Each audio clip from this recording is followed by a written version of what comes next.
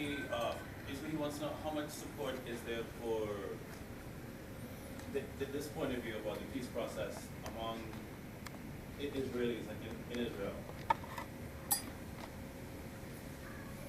Well, Israelis in Israel are also dealing with the problem that their government and their institutions don't tell them very much about the realities of the situation. There's very little support among the general population for what's left of the peace process because they were totally misled. They were told the Palestinians agree to these terms and there's going to be a little Palestinian state essentially living under our domination with our police taking care of everything and our security guaranteed. Most Israelis have never really visited Palestinians across the Green Line. They have no idea. There is no Green Line anymore. There used to be a Green Line. So if you mislead a society as badly as the Israelis have been misled, and then things start coming apart, it's a shock to them that people are fighting back and suicide bombers are attacking them. They have no idea, the average Israeli has no idea that they've created these monsters and that it's going to be much more difficult to put the genie back in the bottle than it would have had all this duplicity not taken place in the first place. So I guess they are thinking that the Palestinians who are, I guess, supportive of the violence are somewhat going back on their word. Well, that's what they think, but all Palestinians are now supportive of the violence. When I say all, I mean, you know, the great majority. Dr. Siraj, PhD, Harvard University, cultured fellow. He wrote 5 years ago, you'll find it on our website, middleeast.org. You'll find a lot of the things I refer to on the website, and there is a search engine that actually works now. He wrote an article published in international publications, not in this country, saying we are all terrorists now, and explaining why the whole society was being polarized, why the whole, I mean, in the last few days, the brutality that's taken place, Beit Jala, the little city near Bethlehem, outside a suburb of Jerusalem, where I have lived and walked those streets, Palestinian kids, just in the last few days, took a 71-year-old Israeli. They took him out of a car. He was friends with everybody there. He'd been going there for 25 years to this place. Everybody there liked him. He was there every day having lunch and having his hair cut. But the Palestinian generation, this generation, scandalized as they are, brutalized as they are, tortured as they are, fed up as they are, they took him out of a car at a police checkpoint. They pushed the other Palestinians aside. They beat him brutally. They shot him in the head. They put him back in his car. They beat him some more. Then they fired on the car. That was their way of saying, we can't take it anymore. Get out of here. All of you, get out of here. Israelis, Americans, Jews, everybody, get away. It isn't going to work. It plays into Sharon's hands. And I could have very well been that person. Those are the same streets I would walk with my Palestinian friends. But I know why they're doing it. And I know why Osama bin Laden's doing it. Osama bin Laden 11, 12 years ago was sitting in luxurious quarters. I've been to Saudi Arabia. I mean, the doors are made out of gold as you enter the royal suites. He was sitting with the King of Saudi Arabia debating the policy of the Saudi government about the upcoming war with Iraq and about American intervention. And he was created out of this mess. And just in today's paper, today's New York Times has an article. Of course, it's put in diplomatic language. The article basically says, between the lines, Saudis want the United States out. Saudis want America to leave. It's more dangerous now for the regime to have the Americans there than it was. Their future is more safeguarded by getting rid of the Americans than by keeping the Americans at this point. So, 2 questions about Israel, but go ahead. We understand that, I guess, the propaganda of America has entrenched the lives of everybody across the world. I was going to ask, besides people lecturing and talking about the issues of what's really going on in the terrain of the Middle East, what are some other tactics that the people are doing to pretty much disperse, I guess, the notion of pro-American or just pro-American sentiment? The American propaganda machine is overwhelming. Rome, modern Rome, is truly dominant in the world at the moment, mostly at the technological military level, but also at the propaganda level. The struggle to even inform people what's happening, not to mention to do something about it, is very ineffective. We're hardly organized at all. Our audiences are very small. We're hardly able to reach ourselves on a consistent basis. Just pulling together these videos, you would have thought all of those speakers would have had professional videos and the lights and the cameras and C-SPAN and everybody would have been there. Nobody was there. All those things were videoed. Those were mostly whole videos that you saw because that was all that was available of those speeches. CNN is part of the propaganda. Well, CNN, you know, they'll put Fisk on for 10 minutes once every couple years, and then when they're criticized, they'll say, oh yeah, we had Robert Fisk on. But they'll put Martin Indig on every week. And they won't tell you that Martin Indig, before he became ambassador of the United States and Assistant Secretary of State in the State Department, they won't tell you that he was a payoff by Bill Clinton to the Israeli Jewish lobby who helped get him elected, and that he in fact was the executive director of the Jewish lobby's think tank in Washington before he was made the National Security Council Middle East man. None of that will be told to you by CNN, nor will it be told to you by any American newspaper, and that includes The Nation and others who have to play a certain game with their liberal, I'm sorry to have to call it as straight and blunt as I'm going to call it. The group of people I come from, liberal American Jews, or that's what I come from, I guess I've kind of moved out of it, is very influential, very well organized, very determined to not let exposure for this kind of thing happen without a major price being paid. And when the price is paid, the producers aren't there, and people are punished for speaking up about these issues. While I believe Israel is a fait accompli, and while I believe that the Israeli government has now gone far beyond what it was ready to accept in 1967 after the loss of the 1967 war by the Arabs.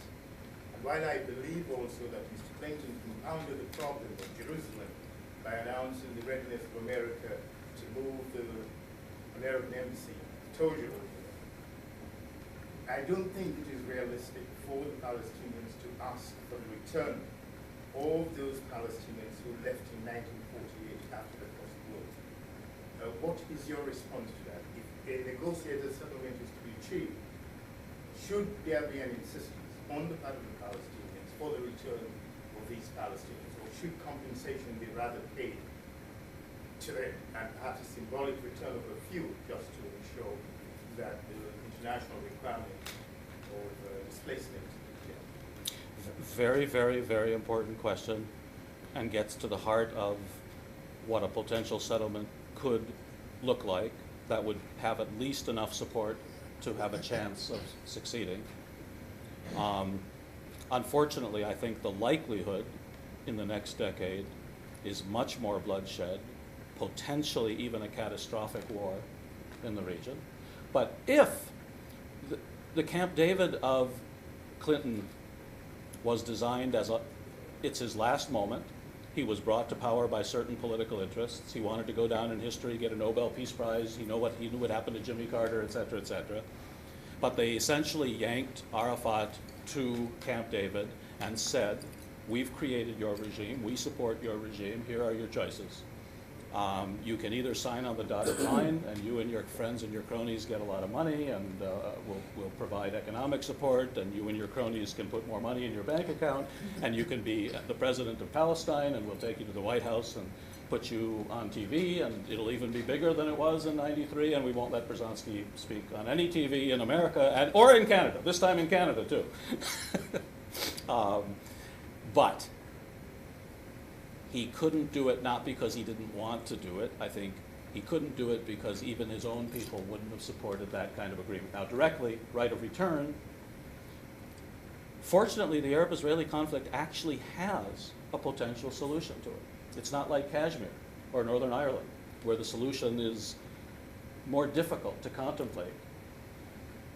The Palestinian people have been so beaten and so demoralized that they would accept a Palestinian state a la Resolution 242 in the territories occupied in the '67 war. They wouldn't be happy with it, they wouldn't think it was justice, but they would think at least it meets minimal aspirations. Then the way to handle the right of return is, clearly, such a small Palestinian state could not absorb the number of refugees there are under any circumstances. But how you handle an issue, and black people, especially in the tradition of Martin Luther King and how things have been handled in this country with race relations, how you handle it becomes very important. They need an acknowledgement from Israel that Israel wronged them. They need an acknowledgement from Israel that the creation of the refugee problem was, at least to a considerable extent, to a partial extent, the fault of Israel. They need an acknowledgement from the international community. They've been wronged for 50 years. They need an acknowledgement that they're entitled to compensation, not because that will make up for 50 years of destroyed lives, but because it will at least acknowledge why they have been suffering and why they have been in the situation they're in. There are more Palestinians, refugees, in refugee camps throughout the Middle East than there are Palestinians in Gaza and the West Bank. And then they need, it's not just symbolic right of return. There will be some who have families, who are elderly, who want to die in Palestine. They need, hundreds of thousands could be absorbed, and if the international community pitched in, quite a few could come back. But then a substantial settlement, there's a lot of money that would be involved. But that isn't really the heart of the problem. The heart of the problem is the settlements. The heart of the problem that Israeli policy wasn't just not to let the Palestinians come back and have a right of return. It was to take more of their land and absorb more of their territories. And we have financed this. This is our problem, the United States of America. We created this problem. We have financed it, we have allowed it, and Jimmy Carter is partly responsible for it. This story, even though it'll take another couple of minutes, is important enough for me to tell you because I was part of it and I knew it. When Jimmy Carter went to Camp David, Anwar Sadat was leaving. His helicopter was fueled and ready to go. And Jimmy Carter took Sadat aside and he said, I know your advisors are against it, and I know that you're planning to leave, and I know we failed, but you must, Mr. President, agree to this, and when I'm reelected, I will assure you there will be a Palestinian state and there will be justice in the Middle East. Sadat agreed. He went to see his foreign minister, Mohammed Kamel, another part of history nobody has told you in this country. Kamel had been his friend for 40 years. 40 years. They were in prison together.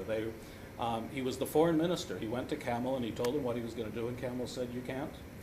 A great country like Egypt, a great Arab country, can't just take a walk and listen to a president who says he's going to be reelected. It has to be written down. It has to be on paper. It has to be an international agreement.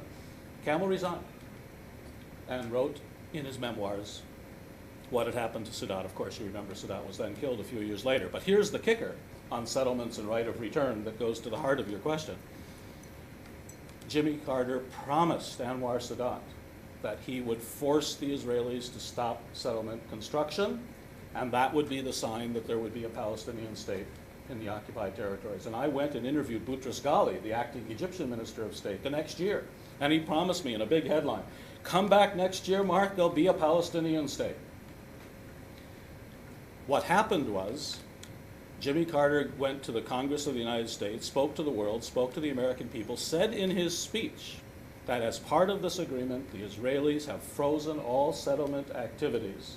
I don't know if he said there will be a Palestinian state, but for the next week, those of us who were analysts at the time said, we're holding our breath saying, God, we never thought the Israelis would agree. If they've really frozen their settlements, if that issue's over, then we're on the way to a potential settlement. What happened was the Israelis pulled a big trick on us. And Moshe Dayan made a speech a week later saying, oh, yes, we agreed to freeze the settlements for 90 days. For 90 days. Carter was livid. This is the beginning of the unraveling of this. Carter was absolutely enraged. And he was going to give a speech in this country saying that aid to Israel was being ended and suspended because the agreement was being violated right off the bat. and he was told the following. I was an insider in those days. I'm certainly not an insider now, so I can't tell you. But in those days, I had access. Carter called Mondale in. He told him what he was planning to do. Mondale was the vice president at the time. And Mondale told him the political realities of life. He said, Mr. President, or Jimmy, I'm not sure how it was handled. He said, if you make that speech, we lose New York State for sure.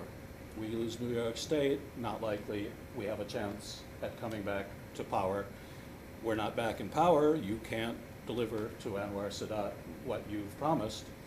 And that's when Jimmy Carter caved in. That's when the whole thing, that the next 20 years was put in motion. The Israelis had outmaneuvered us. Egypt had been outmaneuvered. Sadat was killed. The Egyptians have been bribed ever since with $2 billion a year and a lot of intelligence support for a military police regime that tortures its own people badly. And that's where al-Zawahiri came from. Al-Zawahiri, number 2 to bin Laden, came out of this movement. He was a doctor in Egypt, but he saw his own country being tricked and being abused, and he saw the peace process being the lie that it was. And he then teamed up in later years with Osama bin Laden. This is the origins of Al-Qaeda. This is the origins of what we're now living. The peace process, and the good people like Jimmy Carter, who meant well, instead have brought us this war, which now has no end, and which our Pentagon tells us they're planning for at least the next 6 years, but that's about as far as the Pentagon does plan. So it's an endless war now, and I don't think we can deal with it unless we understand the origins of it. We've given ourselves and a lot of other people a cancer, a political cancer. We're treating it with aspirins and lies and voodoo and leeches. And the only hope is to confront what we've done and the mistakes we've made and be honest with ourselves and courageous with ourselves. And one of the biggest struggles there, of course, is the political situation in Washington, which is also totally out of control. The election campaign system, the lobbies, the corruption, a guy like President Clinton making the head of the Jewish lobby the National Security Council chief. I mean, when that happened, some of us in Washington just looked at each other. I'm sure you guys in the State Department, who used to be connected with the State Department in one way or another. I still am. Oh, you still are? Well, in those days they let me in the building. I can't get in anymore. Well, I haven't tried, actually, in a long time. It's changed. You know, Foggy Bottom has changed. Yes. Foggy Bottom's become a fortress, too. That's Thank not God. the way it was 20 years ago. I'm glad it has. Well, you may have a question. No, I do. No, I defer to the students. Please. Yeah, given your analysis, I think the whole crisis in the Middle East and those that are involved, most especially America and our allies, have been very sincere. Now, my question is, given the level at which development is unfolding, how can America transform our advantages in the benefit of this crisis region? Transforming America, boy, it's badly needed, but I think our political system is quite out of control now. The Evron collapse, the House of Cards, the economic collapse we're just living through is only a manifestation of a lot of other lies and distortions that have been built up. And as bad as the last president was, this president gives the impression that he truly has he is such an American cowboy, he has no idea what's going on in the world. A week after 9/11, he's talking about crusades. I mean, and they shut him up very quickly. But I actually believe that's what he meant. He really believed that now America can pursue its crusade in the world, and the world would understand why we were going to do what we were going to do. I don't believe, Colin Powell gives the impression of being a more seasoned, diplomatic, thoughtful person. But I think that's an impression. On the whole, he's the military general you saw in '93 sitting at the ceremony. His whole career has been in the American military, and he's the closest thing we have to a thoughtful international diplomat at this point. The rest of them are warriors. The rest of them have wanted to pursue this kind of American domination, and 9/11 has given them the excuse. And we're only in the opening phases. Afghanistan, the world was willing to go along with us and even help us and support us. After all, trade towers were gone and the Pentagon had been attacked. But in the year ahead, we're going from Yemen to Somalia to Hezbollah to Sudan to Iraq to Iran. Nobody's going to be let have weapons of mass destruction who opposes us. And this policy didn't start in Washington. It really started in Israel. And then it was transferred through political mechanisms and financial mechanisms to Washington. Chomsky would disagree. Chomsky believes, and I've talked to him personally about it, that the lobby sort of plays into American policies, that if the lobby is used by the American establishment to help justify why it's doing the things it does, and that the Israeli Jewish lobby doesn't really have the power and clout that I think it does. But Chomsky lives in Cambridge and deals with things from that perspective, and I live in Washington and have to deal with it from the Washington atmosphere, which is so oppressive and so, you're not allowed to get out of line in Washington. If you do, you might get on TV once or twice, but you're not going to get on after that. Yeah, I have a quick question, primarily in two parts. One, did the escalation of, let's say, the Palestinian-Israeli conflict, was it escalated further by Bush's, upon coming into office, like his reluctance to directly deal with the conflict, and intervene in the conflict directly right after coming into office? And then the second one was in regards to the current war against terrorism or war against terror, or whatever you want to call it. In your terms, do you see it as more of an economic than for economic gain in regards to oil pipelines, things of that sort? What's your view and your take on that? When the Bush people came to power, the attempt to make the quote-unquote peace process work and to force the Palestinians into an agreement and to buttress the Arab client regimes and remold the region with a new agreement like was done in 1918 and 1939 and 91 had failed. There was no American policy, and Clinton wouldn't have had an American policy. The policy had failed. There wasn't anywhere to go.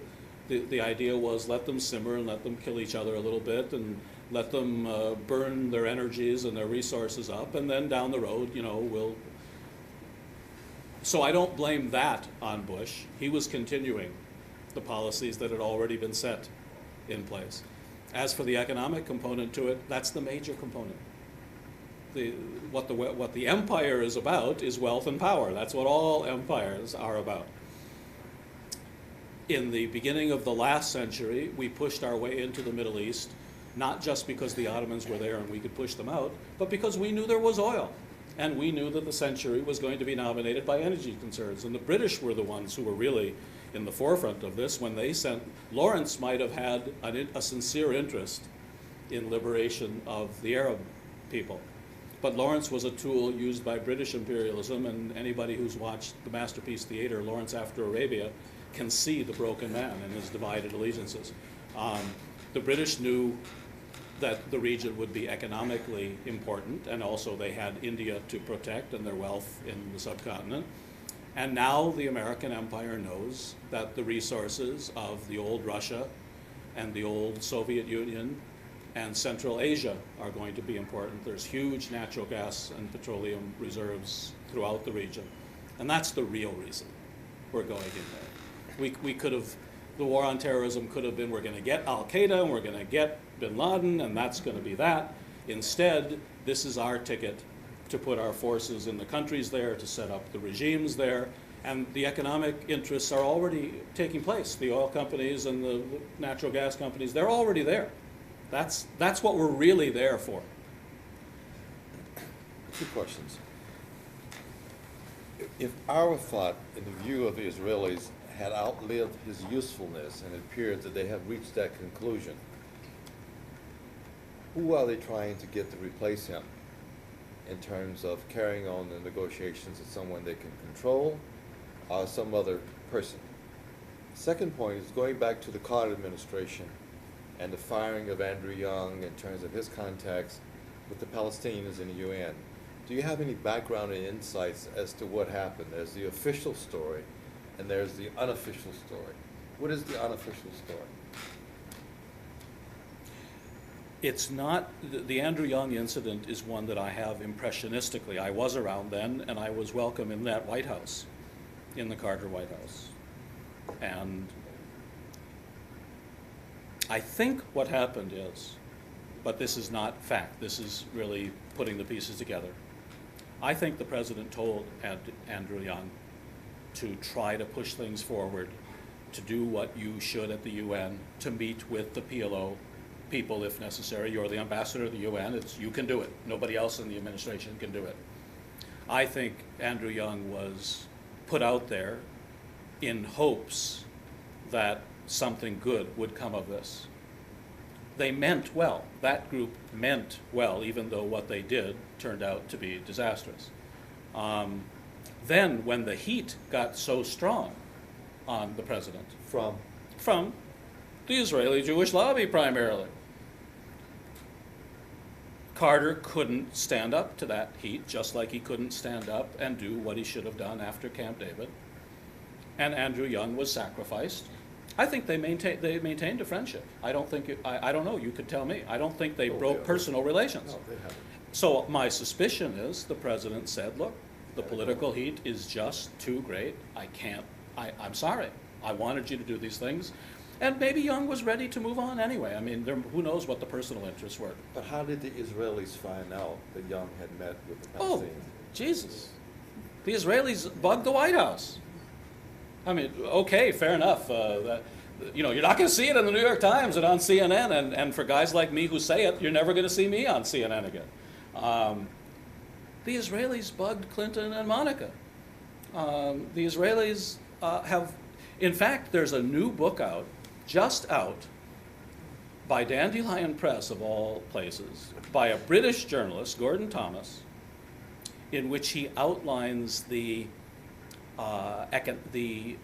internet tools and the computer programs, Promise, I think is the name of it, that the Israelis bought from an American company, and then they remanufactured the program. It was designed for intelligence agencies to be able to monitor their citizens and monitor their bank accounts and monitor all kinds of things and listen in on all kinds of conversations and read all kinds of faxes and everything, even the encrypted ones, of course. The Israelis have better intelligence about this stuff than usually we do, but not because we don't have the raw material. Somewhere in the bowels of the NSA is all this raw material, but the Israelis are narrow-focused, and they hone in on things, and they know exactly what their interests are, and they didn't want this thing. At that time, their goal was to find some quisling Palestinians from the territories and make a deal with them. They wanted to keep the PLO out of it, because the PLO was going to demand a state, and the PLO was going to demand certain things that were written into PLO resolutions. So at that time, forcing the American government to stop its contact with the PLO was very crucial to them. If you were an Israeli citizen, you were arrested. If you went off somewhere in the world, even an academic, and had a meeting with somebody in the PLO, you came back to Israel, they put you in jail. So people obviously didn't do it. As for Arafat, the Israelis don't want a replacement for Arafat. In my view, the Israelis want a series of possibilities. The best possibility for them is a Palestinian civil war where they destroy themselves and kill each other's leadership, and then for the next 10 or 20 years, while the Palestinians are rebuilding, they can continue their settlements and they can continue their conquests and wait for a better day when Arab oil is less important than it has become. It's already becoming less important. That's the first choice. Actually, that's the second choice. The first choice was to get Arafat, before he dies, to sign away Palestinian rights, raise a flag, call it Palestine, but it would really be Bantustans. That was the first choice, get Arafat to sign the dirty deed, because he's the only one who can sign it. The Palestinian people won't support him anymore, but the world will, because the world will see on the White House lawn all these Arab ambassadors and all this dignity, and the world will say there's been a settlement, and you Palestinians who oppose it, you're all terrorists. Now, they failed for goal one. They're pursuing hard gold too. They're trying real hard to get a Palestinian civil war going. And that's really our policy, because we follow the Israelis on these things. When General Zinni, the peace negotiator, when you're interested in a real peace, you don't send a hardcore Marine general to be, or the CIA chief to be your negotiator. General Zinni is in the Middle East to prepare the war, to prepare the coordination, to prepare what's going to happen with Iraq and with Iran and with Hezbollah. He's there to prepare the military coordination. There is no peace process. Sorry to be so, well, I'm not sorry to be so blunt about it, but I don't have anything optimistic to say at the moment. And we may have run out of time. I don't know. Please. What do you think the implications are of the United States as Taliban prisoners in Cuba? The implications of it? Yeah. Well, other than the fact that whereas the United States should try very hard to be the prime mover in international law, and we should try to be always the party, you may not agree with our policies, but we try hard to abide by the international agreements and the international law that we've signed, most of which we opposed, but some of which we signed, and most of which we prevented from being actually approved. But it's a side, okay, what did we think was going to happen to these Taliban people? They should be treated as prisoners of war, but the reason I think the United States doesn't want to treat them as prisoners of war is because we want the world to see these people as crazies, as fanatics, as terrorists. We want to deny them all legitimacy. We don't want to talk about where Osama bin Laden came from or where al-Zawahiri came from or the things we've been talking about. We want the world to say these are really awful, terrible, scum of the earth, and we're actually treating them good for being scum of the earth, and they don't have rights because they're illegal combatants, and this is not a war, and we are safeguarding the world from terrorism. In reality, of course, like the phrase peace process, in a few years somebody, it won't be me I don't think, will make a program called The War Against Terrorism, Real or Phony. And the experts will explain that it was really an excuse the Americans used to try to push under all political and certainly military opposition, and then to expand American economic interests into new regions because we've already sucked the Middle East reasonably dry. We've got their petrodollars. We've already benefited from a generation of their oil. And even if there is a revolution in Saudi Arabia now, it won't affect us like it would have affected us 10 or 15 years ago. We have other places that we're moving on to now.